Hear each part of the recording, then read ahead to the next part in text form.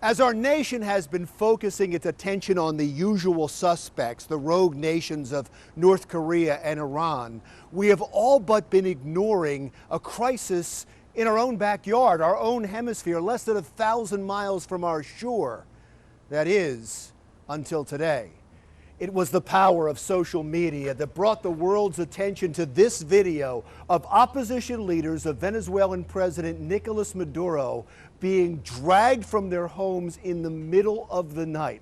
This was viewed and shared by millions and brought back memories and images of other cruel and oppressive dictators. And make no mistake about it, Nicolás Maduro is a dictator, and he is as cruel as they come. Maduro took power in 2013 after former President Hugo Chavez died. Maduro was Chavez's foreign minister. He was then reaffirmed in a special election.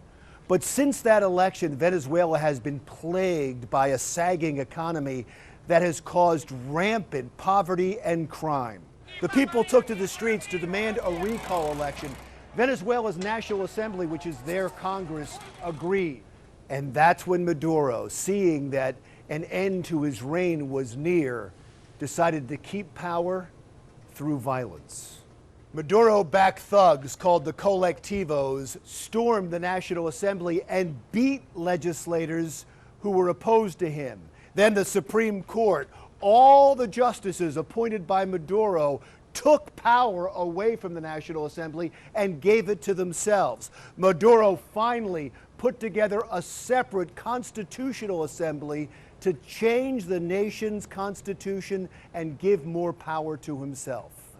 And he has done much more than attack the media as fake news. He's actually attacked the media. ¿Por qué? ¿Por qué?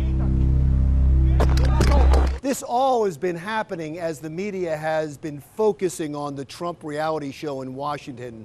So in between Comey and Spicy and the Mooch, in case you missed it, in the last 6 months, Maduro's forces have attacked healthcare centers and their workers. They have targeted opposition leaders from the National Assembly, even when they're out on the streets. There have been widespread arrests and detentions.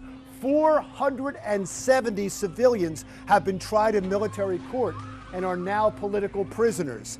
Maduro's forces regularly break into and destroy homes. They ran over protesters with this armored vehicle.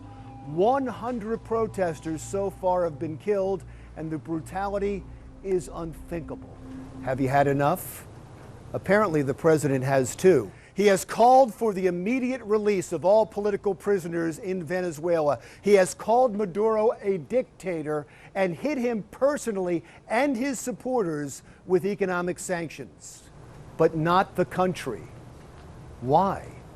It would be a bold move to stop Venezuela's oil exports. It would cripple their economy, but that would also cause them to default on their loans. It would cause more poverty, more problems for the citizens, and something Donald Trump doesn't want: more refugees. Hundreds of thousands have already fled Venezuela for Bolivia, Peru, Chile.